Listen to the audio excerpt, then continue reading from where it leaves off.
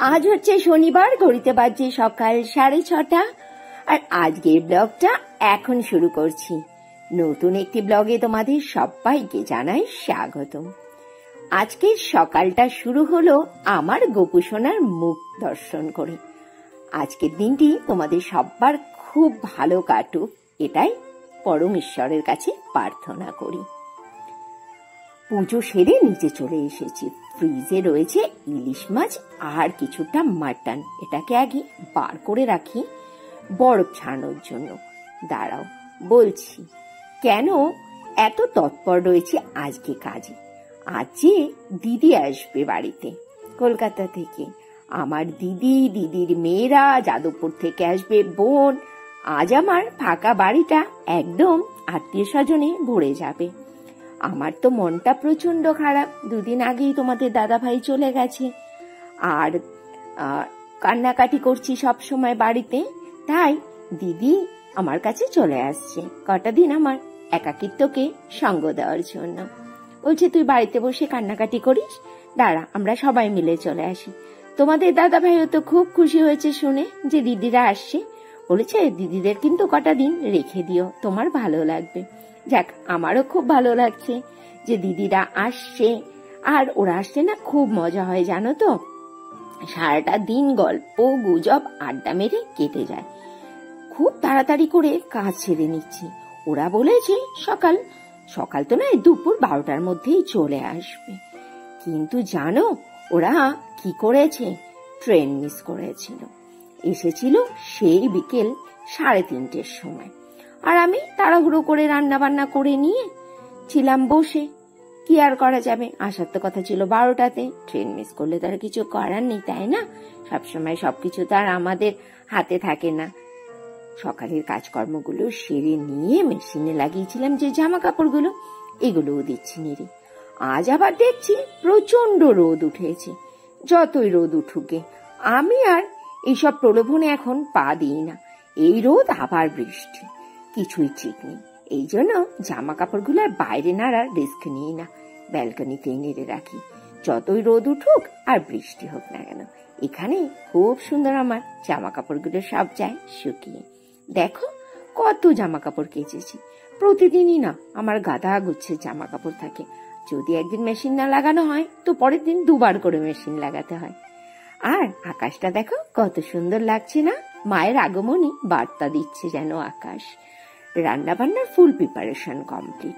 উচ্ছে কুমড়ো বটি হবে, তার জন্য উচ্ছে কুমড়ো কেটে রেখেছি, পেঁয়াজ কুচিয়ে রেখেছি, লাউ দিয়ে হবে, ইলিশ মাছ হবে, মাটন, চিকেন, অনেক কিছু।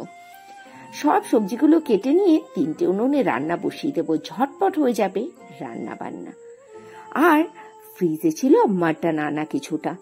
আমাদের 3 জনার তো হয়ে যেত এই মাটনে, কিন্তু যেহেতু আরো 4 জন আসছে, 7 জনার তো আর এইটুকু মাটনে হবে না। আর আমার তো ক্ষমতা নেই মাটন কিনে নিয়ে আসার। তাই ভাবলাম মাটনটাকে কেটে ছোট ছোট করে টুকরো করে ঘুগনির সাথে রান্না করে দিই, তাহলে সবার ভাগেই জুটবে, তাই না? বুদ্ধিটা কেমন বলো? আর আনিয়েছি চিকেন আর ইলিশ মাছ করছি। লাউ দিয়ে ইলিশ মাছ করবো। দিদি না কখনো লাউ ইলিশ খায়নি। আমার শ্বশুর বাড়ির একটা সিগনেচার ডিশ হচ্ছে লাউ ইলিশ। ভাবলাম আজ দিদিকে লাউ ইলিশ করে খাওয়াই। খুব খুশি হয়েছিল জানো খেয়ে আমার দিদি আর বোন। বলছে খুব ভালো লাগলো তো, ফার্স্ট টাইম খেলাম। 3টে উনুন সমানভাবে জ্বলছে, চট জলদি রান্নাটা সেরে নিতে হবে। এই উনুনে বসিয়ে দিলাম চিকেনটা আর এখানে মাটনটাকে ভালো করে কষে নিয়ে আগে থেকে যে মটর সেদ্ধ করে রেখেছিলাম ওর মধ্যে মিশিয়ে করব ঘুগনি। এই যে হয়ে এসেছে রান্নাগুলো প্রায়। রান্না বান্না কমপ্লিট করে নিয়ে কিচেনটা হয়েছিল আজ প্রচন্ড নোংরা, বুঝতেই পারছো এত কিছু রান্না করেছি। কিচেনটাকেও নিচ্ছি এখন ভালো করে ক্লিন করে। কিচেন ক্লিন করে ঘর পুছে উঠোন ঝাড় দিয়ে স্নান করে পুজো সেরে নিয়েছি। তারপরে ওরা এসেছে প্রায় 3:30টার সময়। দেখে নাও আজকে কি কি রান্না করেছি চিকেন, উচ্ছে কুমড়ো বটি, মাসি দিয়েছে থোর বটি, রয়েছে লাউ দিয়ে ইলিশ মাছ, আর ঘুগনিটা আমি 2টো পাত্রে বেড়ে রেখেছি। চিকেনটা তো আগেই দেখালাম। আর হাঁড়িতে রয়েছে ভাত। তাড়াতাড়ি করে ওদের সবাইকে দিই খেতে। এই যে সবাই খেতে বসে গেছে। দিদি আর প্রতিষ্ঠা বসে গেছে নিচে, যেহেতু আমার 4 জনা বসার ক্যাপাসিটি রয়েছে ডাইনিং টেবিলে। আর এটা হচ্ছে দিদির ছোট মেয়ে, তোমাদেরকে হাই করে দিল। আর পাশে এটা হচ্ছে আমার বোন আর যাদবপুর থেকে এসেছে। আর এই যে মাথা নিচু করে লজ্জা পাচ্ছে, এটা হচ্ছে আমার দিদির বড় মেয়ে। আর আমার ছেলেকে তো তোমরা সবাই চেনোই। চলো তাড়াতাড়ি লাঞ্চটা কমপ্লিট করে নি। এখানে শোয়া নিয়ে বিশাল বড় অশান্তি হচ্ছে বাড়িতে। খাটের ধারে কে শোবে, ঠিক আছে, এইদিকে পূজা আর ওইদিকে ছোট, দুজনের মধ্যে সলিড ফাইটিং হচ্ছে কে কোথায় শোবে, মানে সাইডটা নিয়ে আর কি। শুনতে পাচ্ছ? এখন রাত্রি প্রায় 12:30 বাজে। আর এইদিকে দেখো প্রতিষ্ঠার অবস্থা। প্রতিষ্ঠার আমি নিচে ঘুমাবো, প্রতিষ্ঠা অর্ধ ঘুমন্ত অবস্থা এখানে বসে আছে। মানে আমরা সব নিশাচর প্রাণী। চলো আজকের ব্লগটা এখানেই শেষ করছি। Tata, good night. Good night বলবো না গুড মর্নিং বলবো, মানে 12:30 তো বাজে। Good night.